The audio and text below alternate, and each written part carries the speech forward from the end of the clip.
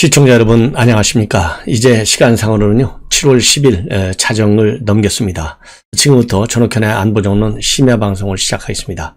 시청자 여러분들께 이번 시간에 먼저 말씀드리고 싶은 얘기는요, 윤석열 총장이 방금 전에 중요한 메시지를 날렸습니다. 바로 SNS, 요즘은 이제 윤석열 총장 페북을 쓰고 있지 않습니까? 그래서 페북을 통해서 입장문을 지금 내고 있는데요. 입장 내용은 지금 코로나 4차 유행과 관련한 정부에 대한 촉구 비판 내용으로 되어 있습니다. 여러분들 아시다시피 12일서부터 2주간 25일까지 아주 가장 농도가 센 4단계 지금 사회적 거리두기 그런 단계에 돌입하게 되는데요. 사실상의 이 봉쇄 조치나 마찬가지로 굉장히 지금 코로나 사태가 엄중하지 않습니까? 그렇기 때문에 윤석열 총장이 이러한 상황과 관련해서 입장문을 낸 것이다, 이렇게 봅니다. 입장문의 내용을 핵심적으로 요지를 말씀드리면, 우선 필요한 백신 빠르게 수급해 와라, 이거를 강력히 촉구하고 있어요.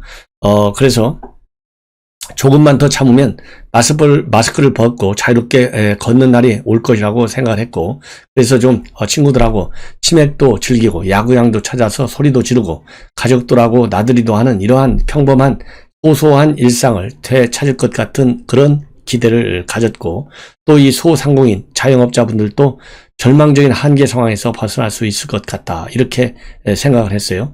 그래서 많은 이러한 희망을 갖고 국민들이 버텨왔는데, 또다시 이렇게 많은 고통을 해야 된다고 생각하니까 어깨가 한없이 무거워지고 마음이 아려온다, 이런 입장을 내놓고 있습니다. 그러면서 해뜨기 직전이 가장 어둡고 정상에 다다르기 직전이 가장 힘들다, 이러면서요, 어떤 위기가 닥쳐도 우리 위대한 국민 여러분께서는 끝내 이겨내셨다면서 우리는 반드시 평범한 일상으로 돌아갈 것이다, 국민 여러분 건강관리에 유념하시고 힘내시라, 이런 취지로 되어 있습니다.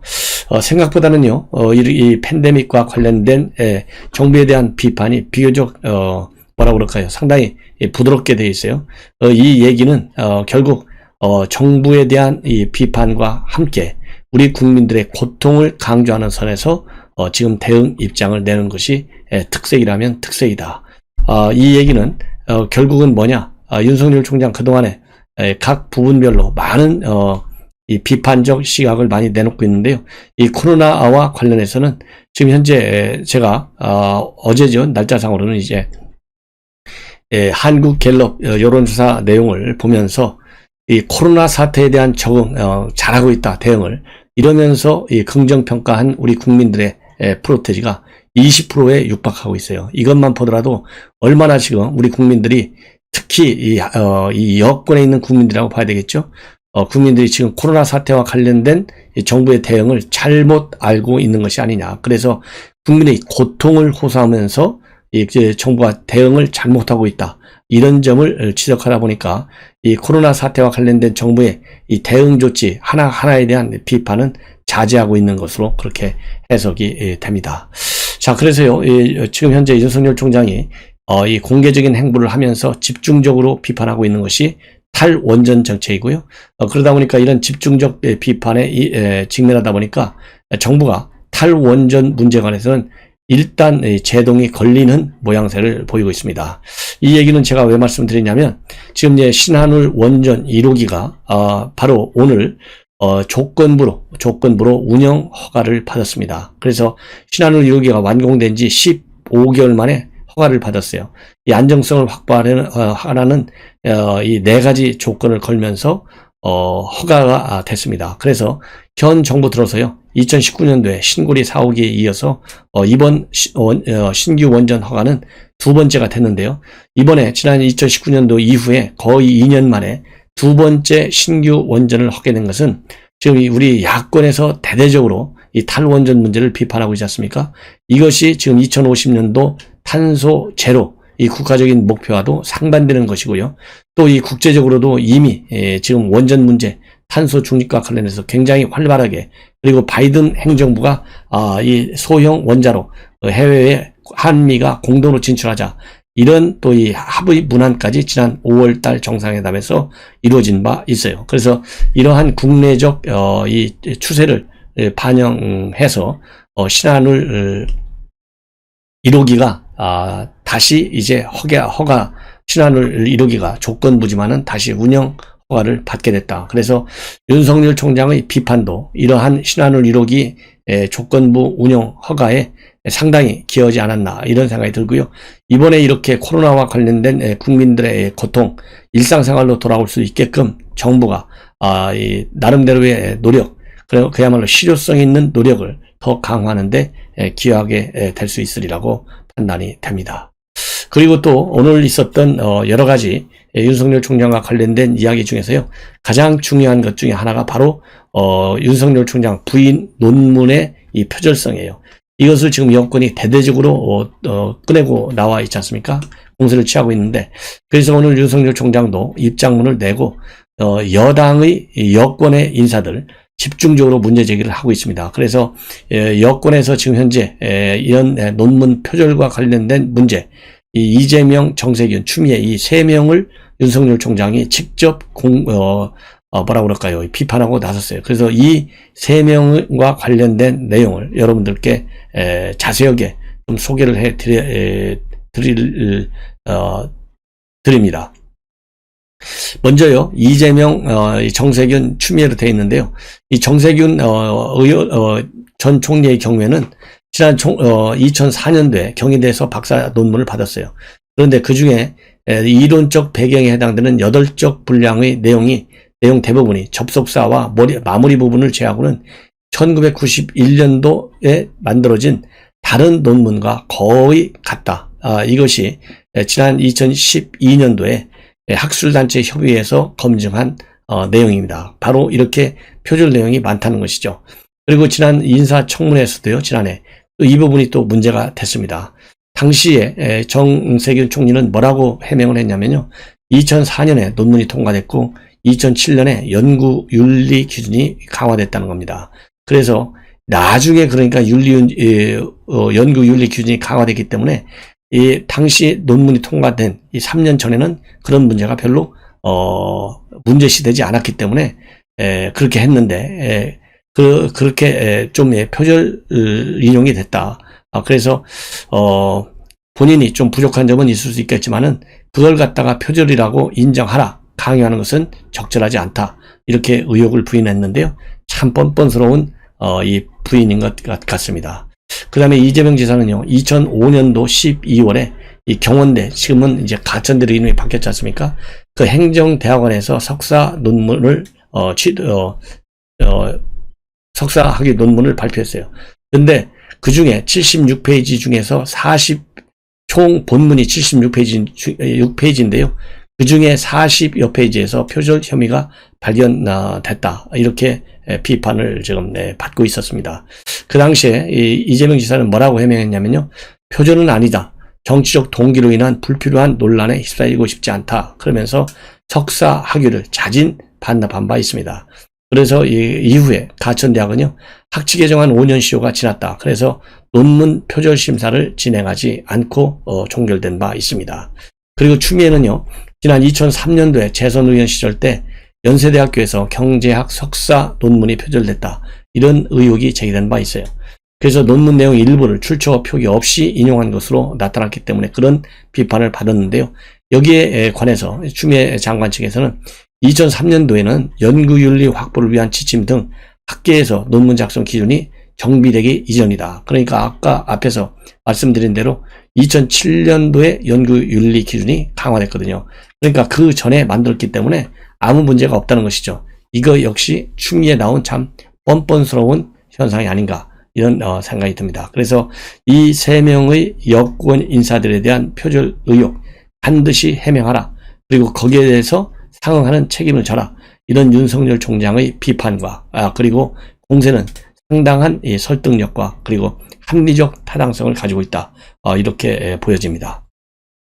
그리고요, 지금 현재 이 문재인 대통령 K방역 넘버원 얼마나 자랑을 많이 했습니까? 최근에 이르러서도요, 이 코로나 이 방역이 굉장히 잘 되고 있다, 이런 걸 강조하기 위해서 G7 정상회의에서 주요국 정상들이 손가락으로 가리켜 있는 이런 사진을 박수현 청와대 소통수석은 제시하면서 각국 정상들이 한국이 방역 세계 1등이다. 이런 장면이다라고 부연 설명까지 해줬고요. 그리고 이 K 방역에 관해서 대통령이 국민을 대신해서 찬사를 받은 데 대해서 자신감과 자부감을 갖는다. 이렇게 밝힌 것이요. 지난달 18일입니다. 예. 그런데 G7 회의가 끝나고도 일주일 이상 계속해서 청와대에서는요, K방역 성과를 홍보하고, 나선 바 있습니다. 그리고 또, 이 K방역뿐만 아니라요, 경기 회복에 대해서도 굉장한 자신감을 갖고 있고, 또 이 하반기부터는 집단 면역과 일상 복귀 속에서 경제도 더 빠르고, 또 이 포용적인 회복과 도약을, 이뤄낼 수 있다. 그렇게 홍보를 했어요. 그러면서 방역과 접종 상황을 살피면서 소비 쿠폰, 또 코리아 세일 페스타와 같은 이미 계획된 방안들과 함께 추경을 통한 전방위적인 내수 보강 대책을 추진하기 바란다. 이런 식으로 또 문재인 대통령이 지난달 29일 확대 경제장관회의에서 지시했습니다. 자, 이렇게까지 지금 청와대와 그리고 특히 문재인 대통령이 중심이 돼가지고요, 이 방역 잘 되고 있다 자랑을 하고 있고, 그리고 이 포용적인 회복 아주 잘 되고 있다, 도약할 수 있다, 이렇게까지 홍보한 것이 바로 한 달 전에 불과합니다. 그런데 바로 한 달 앞을 못 내다본 바로 이 문재인 정권의 이 무능을 바로 이 대목에서 여러분들이 다 아실 수 있는 거예요. 그래서 지금 안철수 국민의힘 대표 같은 경우에는요, 국민의당 대표는 방역관리 기준과 지침의 적용, 권력의 집행에는 누구도 예외가 될 수 없는데, 이 민노총 지난번 집회는 여러분들 8,000명이나 했지 않습니까? 그래서 4차 대유행이 더욱 심각해진다면 정부와 민노총은 책임을 져라, 이렇게 비판하고 있고, 또 이 원희룡 지사도 마찬가지입니다. 이 민노총 집회 방치해 놓고 2030 젊은 세대에 뒤집어 씌우는 행태, 이거는 두고두고 기억이 될 것이다. 그래서 방역에 있어서도 선택적 정의, 선택적 내로 남불이라는 비판을 면할 수 없을 것이다. 이런 지금 입장을 내놓고 있습니다. 그리고 김기현 원내대표도요, 문 대통령이 지난 10월 달에 방역 상황이 서서히 안정되고 있다고 했지만은 이틀 뒤에 3차 대유행이 시작된 바 있고요. 지난해 12월에는 긴 터널의 끝이 보인다 했지만은 확진자 수가 1000명대로 늘고 4일 뒤에 비상 상황이라고 말을 바꾼 바 있다. 이런 모순을 지적하고 있어요. 그러면서 무능한 문정권에 있다는 상황 오판으로 국민의 일상생활 회복이 굉장히 불투명해지고 있다. 이런 비판을 내놨습니다.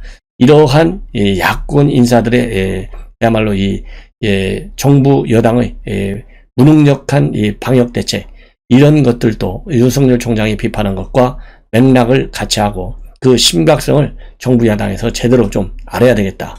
이런 생각이 듭니다. 그리고요, 오늘 윤석열 총장이요, 고시촌을 전격적으로 방문했습니다. 고시촌을 방문해서 이 방문록, 그야말로 힘내라, 꿈과 희망을 갖고 열심히 하면 된다. 그래서 여러분들이 지금 걸어가는 길이 옳은 일이니 힘내라. 그래서 여러분들이 꾸는 꿈, 아주 올바른 꿈을 꾸고 있다. 이런 격려성 메시지를 올렸는데요. 이 얘기는 결국 그만큼 이 젊은 세대들, 또 고시 공부하면서 어려움을 겪는 이 고시 준비생들과 함께 그 고통을 공유하겠다. 왜냐하면 윤석열 총장은 이미 구수까지 한 그런 일종의 저력이라고 할까요? 그런 참 쓰라린 경험을 가지고 있지 않습니까? 그러한 쓰라린 경험이 오늘날 꽃이 돼서 지금 피어가지고 중앙지검장과 검찰총장을 거쳐서 지금 이제 대통령 출마 선언까지 했지 않습니까? 이 길이 결국은 여러분들이 갖는 길과 마찬가지 길일 것이다. 희망을 지금 불어넣어주고 있는 그러한 좋은 활동이 아닌가. 그래서 2030 세대와 호흡을 갖춰야겠다는 윤석열 총장의 강한 집념의 표현이다. 이렇게 생각이 듭니다. 자, 그리고요, 지금 조금 전에도 이 논문 문제를 말씀드렸는데요. 이 논문, 이 김건희 씨죠. 이 부인 논문과 관련해서 취재하기 위해서 MBC가 그야말로 경찰관을 사칭하는 그러한 사태까지 벌어졌어요. 그래서 윤석열 총장은 이러한 MBC 사태 관해서 법적 책임을 반드시 지우겠다, 이런 입장을 지금 내놓고 있습니다. 그래서 이제 김건희 씨의 논문 표절 의혹이 이제는 이제 법적 투쟁으로까지 지금 확산되고 있고요. MBC와 윤석열 총장과의 일대 말하자면 이제 전쟁이 이루어지는 것이죠. 이런 상황에 이르고 있습니다. 그래서 우리 시청자 여러분들께서는 윤석열 총장 부인 김건희 씨의 논문 표절 의혹, 그 다음에 여권 정세균, 이재명, 그리고 이 추미애 이런 표절 의혹 우리가 같이 맞불을 강력하게 놓아야 된다라고 생각이 됩니다. 이러다 보니까요, 이제 윤석열 총장과 관련해서 지금 현재 안철수 대표까지는 만났고 지금 거론되고 있는 사람이 김종인 비대위원장입니다. 근데 김종인 비대위원장과의 만남도 어제 있었던 김영환 의원과의 만찬 석상에서요, 윤석열 총장은 이제 곧 찾아뵙겠다 이런 입장은 표명을 했어요. 그래서 그런지 그런 어제 윤석열 총장의 이런 입장이 오늘 보도가 되니까 김종인 비대위원장이 좀 힘이 났는지 오늘 연합뉴스에 출연해서는요, 상당히 또 호의적인 시각으로 윤석열 총장을 평가하고 있습니다. 그러면서 지금 이러한 처가 리스크들 이런 것들이 대권 가도에 큰 문제가 되지 않을 것이다. 이런 입장을 보이고 있고요. 그리고 대권 윤 총장에게 대권에 희망이 있다고 생각하니까 지금부터 수없이 많은 사람이 모이지 않았겠나, 이런 긍정적인 평가를 하고 있고요. 그 다음에 또 입당 문제는 스스로 선택해야 할 일이고, 그리고 국민의힘과 합승을 하게 될지 아니면 독자적인 힘을 기를지, 이것은 최종적으로 윤석열 총장의 개인이 결심할 밖에 없다. 이런 입장문을 내놓고 있어요. 그래서 제가 보기에는요, 조만간 윤석열 총장이 김종인 비대위원장과의 만남도 이루어지지 않겠는가 하는 생각이 듭니다. 그리고 또 윤석열 총장이 말이죠, 청와대의 외압 실체를 폭로한 바 있습니다. 뭐라고 했냐면은 추미애하고 동반 사퇴하라. 그러면 징계를 풀어주겠다. 이러한 이 비화를 윤석열 총장이 공개를 했어요. 바로 경향신문과의 인터뷰를 통해서 공개를 했습니다. 이런 문제에 관해서요, 이미 청와대는 그런 사실이 전혀 없다 강력히 부인하고, 지금 민생 문제, 그 다음에 코로나 챙기는데도 굉장히 힘들다 그러면서 윤석열 총장의 이러한 주장 전혀 언급할 가치가 없다고 딱 깔아 뭉개버렸습니다. 그런데 이와 관련해서요, 추미애 장관이 방금 또 입장문을 내놨습니다. 본래 추미애 장관이요, 윤석열과 갈등 관계에 있을 때도 심야 입장문을 많이 냈어요. 그런데 아직도 그 버릇이 남아있는 것 같아요. 그러면서 사퇴는 본인 스스로가 결단한 것이다. 누구의 구상이나 의도에 의해서 물러난 게 아니다. 그래서 윤석열 총장이 주장한 거 이것이 사실이 아니다라고 하는 것을 강력히 지금 반박하고 나섰습니다. 그러면서 그렇게 금방 탄론할 거짓말을 하고 청와대와 문 대통령까지 끌어들이는 것은 피해자 코스프레를 하는 것에 불과하고 그것은 정말 덩치에 안 맞는 말이다 까지 이렇게 비판을 하고 있습니다. 여기서 말이죠, 특징적인 것이 덩치에 맞지 않는 말이다 라고까지 한 것은 바로 추미애의 인격의 한계성을 우리가 다시 한번 볼 수 있는 일이 아닌가, 이렇게 생각이 들고요. 그리고 또 윤석열 총장이 오늘 또 한 것 중에서 특색 있는 우리가 짚을 것은 줄리 의혹과 관련해서 절대 상식적으로 받아들일 수 있는 얘기가 아니고, 그리고 이 김건희 부인은 술 마시고 흥청거리는 것을 싫어하고 이런 사람이 술집 가서 이상한 짓을 했다는 얘기는 상식적으로 맞지 않다. 그리고 부인은 새벽 2, 3시까지 공부하는 것을 굉장히 열심히 하는 사람이고, 그러다 보니까 고등학교 교사도 했고 대학에서 초빙 교수, 경영 교수까지 했고 석사학위를 2개나 받았다. 이렇게까지 입장을 밝히고 있고요. 그리고 이 장모와 관련해서는요, 이 법과 원칙에 따라서 누구나 동등한 수사와 재판을 받아야 된다는 이 기존 입장을 또 반복하고 있습니다. 그리고 이 김의겸 의원이 주장하고 있는 조국 장관 수사와 관련해서 대통령 독다하겠다는 얘기는 전혀 사실이 아니다. 이렇게 강력히 부인하고 있습니다. 이것이 오늘 윤석열 총장이 대외적으로 발표한 여러 가지 입장문 중에서 가장 중요한 부분이라고 생각을 해서 여러분들께 정리해 드렸습니다. 그리고요, 지금 현재 TV조선의 단독 보도인데요. 지금 서울대 그동안에는 최종 법원의 판결이 나올 때까지는 징계를 할 수 없다. 이런 고집을 쭉 부려왔어요.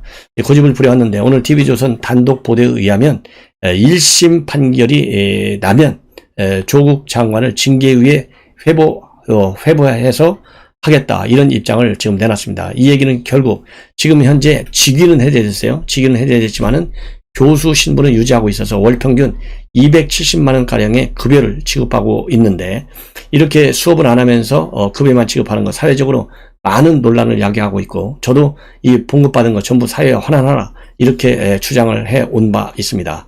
그리고 또 하나는 지금 현재 여러분들 아시다시피 지금 현재 문재인 대통령 그리고 여권의 지지가 쭉쭉 빠지면서 야권으로의 정권 교체 가능성이 그 어느 때보다도 커지고 있는 전국 환경이 지금 대대적으로 지금 바뀌고 있어요. 그러다 보니까 이러한 여론의 압박을 서울대학 측에서도 이제 실감하고 있는 것 같습니다. 그래서 서울대학에서는 징계위원회를 1심 판결이 끝나는 대로 열어서 서울대 교수직 결국은 이제 해임하겠다는 거 아니겠습니까? 이 해임 수준으로 넘어가는 지금 이 상황에 와 있다라고 하는 것을 여러분들께 알려드립니다. 그래서요, 지금 1심 판결 이제 얼마 남지 않았을 텐데, 최종적으로 1심 판결 하기 전에 그래도 명색이 서울대학인데 이런 사람을 징계 하나도 제대로 못한다. 이거 서울대학교 문을 닫든가 아니면은 이 총장이 사표내고 나가든가 둘 중에 하나 해야 되는 것이 아니냐, 이런 생각이 들고요. 오세정 서울대 총장의 경우에는 더군다나 국회의원까지 했어요. 그래서 민심이 얼마나 무서운가를 아는 사람인데 또 불구하고 이렇게 버티는 거 보면 참 안타깝기 그지없다, 이런 생각이 듭니다. 자, 그리고요, 이 김부선 씨가 이재명 지사와 관련해서 계속 비판을 하고 있는데요. 오늘은 진중권 씨를 아주 뭐라고 그럴까요? 직격탄을 가하고 있어요. 왜냐하면 최근에 진중권 교수가 뭐라고 그랬습니까? 이재명에 대해서 계속 비판하는 거, 뭐 근거도 별로 없는 것 같은데 이제 그만해라.